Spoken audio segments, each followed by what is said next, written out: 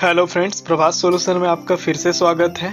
अगर आप किसी भी राज्य की पॉलिटेक्निक एग्जाम की तैयारी कर रहे हैं तो ये वीडियो आपके लिए है। कुछ फार्मूला की बात हम और कर लेते हैं। तो 2 sin a into cos b जो आपका इक्वल होता है sine a plus b plus sine a minus b. फिर आपका है 2 cos a into sine b जो कि आपका इक्वल होता है sine a plus b minus sine a b. यहाँ पे देखिए ये दोनों आपका सेम है, प्लस आपका प्लस और माइनस दो बस आपका डिफरेंस है। तो देखिए यहाँ पे साइन आ गया और यहाँ पे कॉस आ गया, आगे पीछे कर दिया है। एंगल ए के साथ आपका साइन ले लिया, यहाँ पे एंगल ए के साथ कॉस ले लिया है। इसी तरह एंगल बी के साथ कॉस है, यहाँ पे एंगल बी के साथ साइन है। तो इस तरह से आपको याद रखना है। फिर आपका ये जितना फॉर्मूला है इस पे क्या होता है, ये एक एक नंबर का क्वेश्चंस बनाता है। लिख देगा sign 2a equal to formula होता है, 4 ऑप्शन आपको दे देगा। बोलेगा साइन ए इंटू कॉस ए होगा या अलग होगा। तो आपको अगर फॉर्मूला थोड़ा मोड़ा भी अगर आपको पता होगा, एक दो बार आप अगर प्रैक्टिस किए होंगे तो आपको ये आसानी से बन जाएगा।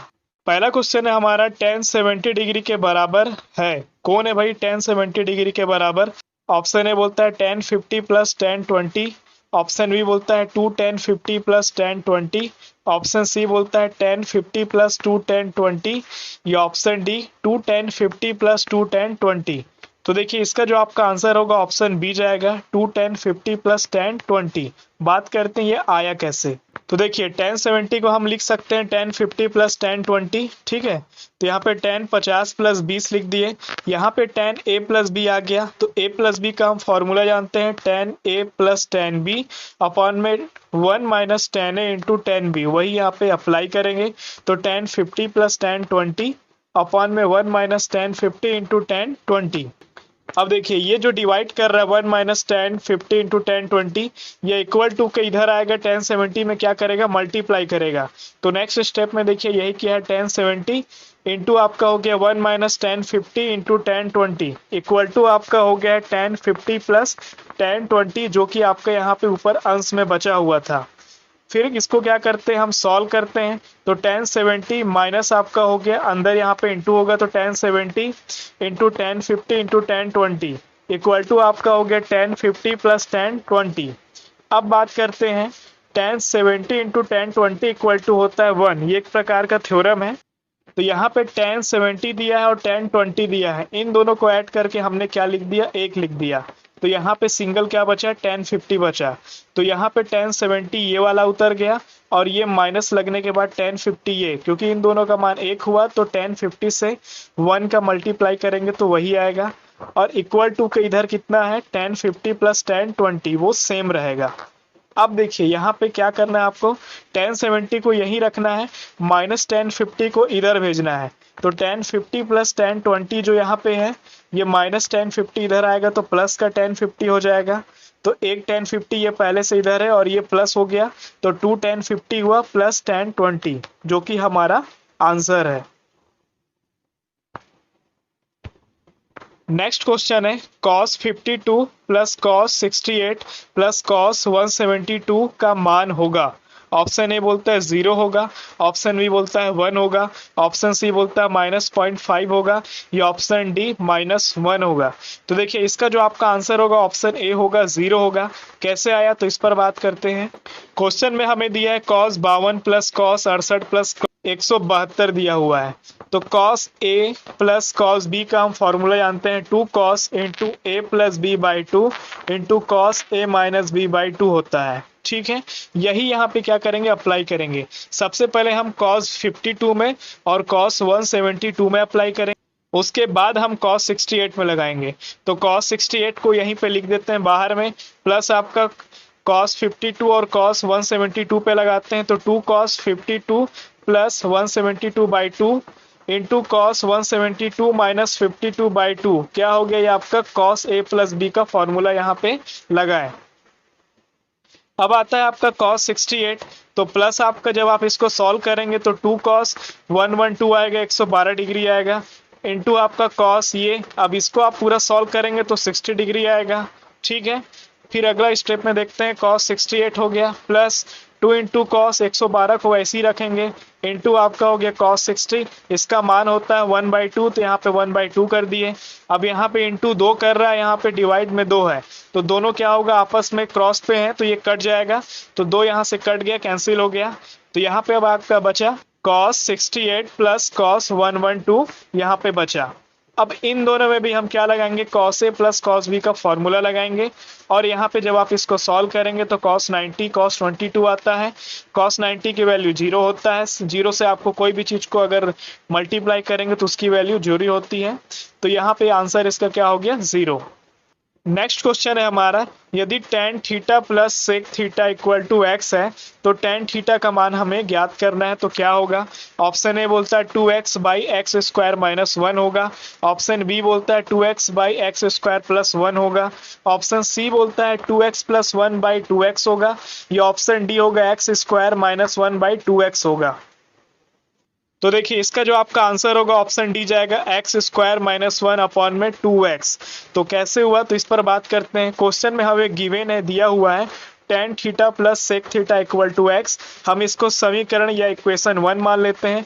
हम क्या करते हैं, बोथ साइड यानी कि दोनों तरफ हम sec theta minus tan theta का मल्टीप्लाई करते हैं, गुणा करते हैं। तो यहाँ पे tan theta plus sec theta है, तो इसमें मल्टीप्लाई किए तो sec theta minus tan theta यहाँ पे आ गया, इक्वल टू आपका x पे अगर हम मल्टीप्लाई करेंगे तो sec theta minus tan theta इस तरह आ गया। अब यहाँ पे आप देखिए a प्लस बी और a माइनस बी का यहाँ पे फॉर्मूला बन रहा है, तो उसी पे हम इसको क्या करेंगे, कन्वर्ट करते हैं। तो sec square theta minus tan square theta बन गया, जो कि आपका इक्वल हो गया x into sec theta minus tan theta. ठीक है, अब यहाँ पे आप देखिए क्या कि ये जो sec square theta minus tan square theta है, वो आपका प्रमेय के हिसाब से 1 के बराबर होता है इसकी वैल्यू। तो यहाँ पे हम क्या रखेंगे, 1 पुट करेंगे, और यहाँ पे जैसा है एज इट इज इसको उतार देंगे। तो 1 equal to x into sec theta minus tan theta. तो यहाँ पे जो x यहाँ पे मल्टीप्लाई कर रहा है इस वाले वैल्यू से, वो 1 पे आके क्या करेगा, डिवाइड करेगा।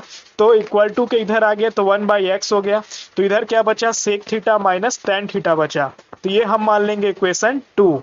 अब इक्वेशन 1 को घटा देते हैं इक्वेशन 2 से, तो देखिए tan theta plus sec theta minus में sec theta minus tan theta, ये कोष्टक में और बाहर में माइनस। इसी तरह इधर भी राइट साइड के वैल्यू को x माइनस 1/x। अब जब आप इसको सॉल्व करेंगे तो tan थीटा की वैल्यू आपकी बन जाएगी x स्क्वायर माइनस 1 अपॉन में 2x, और यही हमारा क्या है, आंसर है। नेक्स्ट क्वेश्चन है हमारा, sine square 38 degree plus cos square 38 degree किसके बराबर होगा। तो देखिए इसका ऑप्शन फर्स्ट बोलता है 1/2, ऑप्शन बी बोलता है √3, ऑप्शन सी बोलता है 1, या ऑप्शन डी 1/4। तो इसका जो आपका वैल्यू होगा ऑप्शन सी जाएगा 1। अब थीटा इक्वल टू हमें क्या दिया हुआ है, 38 डिग्री, तो हम इसको 38 डिग्री को थीटा के इक्वल मान लेते हैं। तब हमारा क्या बना, sign square theta plus cos square theta, और इसका वैल्यू कितना होता है, 1 होता है हमेशा। तो यहाँ पे आ गया 1। नेक्स्ट क्वेश्चन है, यदि 7 sine square theta plus 3 cos square theta equal to आपको 4 दिया है और थीटा की वैल्यू न्यून है, तो बोलता है tan स्क्वायर थीटा की वैल्यू क्या होगी। तो ऑप्शन ए बोलता है 1/3, ऑप्शन बी बोलता है 1/7, ऑप्शन सी बोलता है 3/7, या ऑप्शन डी 2/7। तो देखिए इसका जो आपका आंसर होगा 1/3 जाएगा। कैसे जाएगा, ये आपको गिवन दिया है। अब 7 साइन स्क्वायर थीटा को हम किस तरह से लिख सकते हैं, 4 sine square theta plus 3 sign square theta लिख सकते हैं। अब इन दोनों में देखिए 3 कॉमन है, तो 3 को बाहर निकाल दिए, तो यहाँ पे बचा sign square theta plus cos square theta, जो कि आपका 1 के बराबर होता है। तो यहाँ पे आपकी वैल्यू होगी 4 sine square theta plus 3 equal to 4। अब यहाँ पे 3 आपका प्लस है, यहाँ जाके आपका इक्वल टू के इधर क्या होगा, माइनस करेगा। तो सॉल्व करने के बाद आया आपका 1। अब यहाँ पे 4 मल्टीप्लाई कर रहा है, ये भी इक्वल टू के इधर जाएगा तो डिवाइड करेगा। तो यहाँ पे आपका क्या हो जाएगा, sine square theta equal to 1/4। इसको हम लिख सकते हैं 1/2 का होल स्क्वायर। फिर जब हम इसके पावर को काटेंगे तो साइन थीटा इक्वल टू 1/2 आएगा, और साइन थीटा इक्वल टू 1/2 किसकी वैल्यू होती है, साइन 30 की। तो यहाँ से साइन और साइन कटा, तो आपका 30 थीटा की वैल्यू हो गई। tan स्क्वायर थीटा की वैल्यू मांगा है, तो थीटा की वैल्यू यहाँ पे पुट करेंगे। tan थीटा की वैल्यू यहाँ पे tan 30 की वैल्यू 1/√3 होगा, तो उसका स्क्वायर, तो आपकी वैल्यू बन गई 1/3। तो यही हमारा क्या है, आंसर है। नेक्स्ट क्वेश्चन है, tan 9 degree tan 43 degree, tan 60 degree और tan 47 डिग्री और tan 81 डिग्री, इन सब का सॉल्यूशन क्या होगा? ऑप्शन ए बोलता है 1 बोलता है ऑप्शन √2, ऑप्शन 2 बोलता है 1/√2, ऑप्शन 3 बोलता है 2/√3, या ऑप्शन 4 √3। तो देखिए इसका जो आपका आंसर होगा चौथा नंबर जाएगा 4 जाएगा √3। कैसे हुआ? तो आपको क्वेश्चन में ये गिवन है। अब हम क्या करेंगे, tan 9 के साथ हम ये tan 81 है उसको यहाँ पे ले आए, tan 43 के साथ हम क्या करेंगे, इस 47 वाली वैल्यू को ले आए और बाहर में रख दिए tan 60 को। अब tan 9 यही रहेगा, tan 81 को हम लिख सकते हैं tan 90 - 9, ठीक है, तो इसको सॉल्व करेंगे तो 81 आ जाएगा। इसी प्रकार tan 47 को लिख सकते हैं 90 - 43 और ये tan 43 इसी प्रकार से, और tan 60 लास्ट में आपका मल्टीप्लाई हो रहा है। अब यहाँ पे tan 9 सेम रहेगा, tan 90 - थीटा आपका हो जाता है cot थीटा मतलब cot 9, और यहाँ पे आपका tan 43 सेम रहेगा, फिर आपका tan 90 - थीटा फिर से cot थीटा यानी cot 43 डिग्री, और यहाँ पे tan 60 डिग्री सेम रहेगा। तो यहाँ पे आपका देखिए ये दोनों क्या होगा, आपका अपोजिट में होता है तो ये दोनों कट जाएगा, ये भी दोनों आपके अपोजिट में होता है तो ये दोनों कट जाएगा, तो 1 × 1 हो गया, और tan 60 की वैल्यू होती है √3, तो यहाँ पे सबकी मल्टीप्लाई करने के बाद आ जाता है √3, तो आंसर हो गया हमारा √3। नेक्स्ट क्वेश्चन है tan 30 degree cosec 60 degree plus में आपका tan 60 डिग्री और sec 30 डिग्री, इसकी वैल्यू क्या होगी? तो ऑप्शन फर्स्ट बोलता है 2 होगा, ऑप्शन सेकंड बोलता है 3 होगा, ऑप्शन थर्ड बोलता है 8/3 होगा, या ऑप्शन 4 4/3 होगा। तो देखिए इसका जो आपका आंसर होगा ऑप्शन थर्ड होगा 8/3। कैसे हुआ? tan 30 degree cosec 60 degree plus में tan 60 degree into sec 30 degree हमें क्वेश्चन में दिया है। tan 30 का मान होता है 1/√3 मल्टीप्लाई आपका cosec 60 की वैल्यू होती है 2/√3, ये मल्टीप्लाई आपस में करेंगे, प्लस आपका क्या है tan 60 की वैल्यू √3 इंटू आपका sec 30 की वैल्यू 2/√3। जब आप इसको सॉल्व करेंगे तो ये आपका क्या बनेगा, 8/3 बन जाएगा इसका आंसर। आप एक बार सॉल्व करके देखिएगा। नेक्स्ट क्वेश्चन बोलता है निम्नलिखित में से गलत सूत्र को छाटिए। तो ऑप्शन ए बोलता है sin 2a = 2 sin a × cos a, option b बोलता है sin 2a = 1 - 2 cos square a, option c बोलता है cos 2a = 2 cos square a - 1, या option D cos 2a = 1 - 2 sin square a। तो देखिए इसका जो आपका आंसर होगा ऑप्शन बी जाएगा, sin 2a = जो आपका 1 - 2 cos square a है। इस प्रकार कोई सूत्र नहीं बनता है। sin 2a का जो सूत्र बनता है 2 sin a × cos a होता है। अब बात करते हैं हम एंगल ऑफ एलिवेशन का। तो एंगल ऑफ एलिवेशन आपका यानी जिसको हम बोलते हैं उन्नयन कोण। अगर आप कोई भी चीज को नीचे खड़े होकर के आप ऊपर पे देखते हैं, मान लीजिए आप क्या है, आप अगर अर्थ सरफेस जमीन पर खड़े हैं और अगर आप किसी पेड़ को सामने पेड़ को देख रहे हैं, उस पेड़ के टॉप पॉइंट पे पत्ते पे या ऊपर में सबसे ऊपर में कोई पक्षी बैठा है, तो उसके बीच का जो आपको देख रहे हैं वो देखने वाला जो लाइन होता है वो आपका लाइन ऑफ साइट कहलाता है, जिसको दृष्टि रेखा कहते हैं। यहाँ पे आप खड़े हैं, यहाँ पे आपका आई लेंस है, आपका आंख है, और यहाँ पे कोई वस्तु है, कोई ऑब्जेक्ट है, कोई चिड़िया है, तो आप इसको यहाँ से देखेंगे तो ये आपका क्या होगा, दृष्टि रेखा। और ये आपका क्या है, क्षैतिज रेखा, जिसको हॉरिजॉन्टल लाइन कहते हैं, ओसी की वैल्यू, ठीक। और आप कितना डिग्री एंगल बना रहे हैं आपका आई रे, तो आपका जो आई रे है लाइन ऑफ साइट कितना बना, थीटा डिग्री यहाँ पे बना रहा है। तो देखिए यदि हम नीचे से ऊपर की किसी वस्तु को देखें तो दृष्टि रेखा मतलब कि लाइन ऑफ साइट क्षैतिज के साथ जो कोण बनाती है उसे उन्नयन कोण कहते हैं या एंगल ऑफ एलिवेशन कहते हैं। यहाँ पे एंगल जो आपका ए ओ बी जो बन रहा है, यहाँ पे सी गलत लिखा गया है, वो बी होगा, वो क्या है, एक प्रकार का उन्नयन कोण है, एलिवेशन कोण है, एंगल ऑफ एलिवेशन है।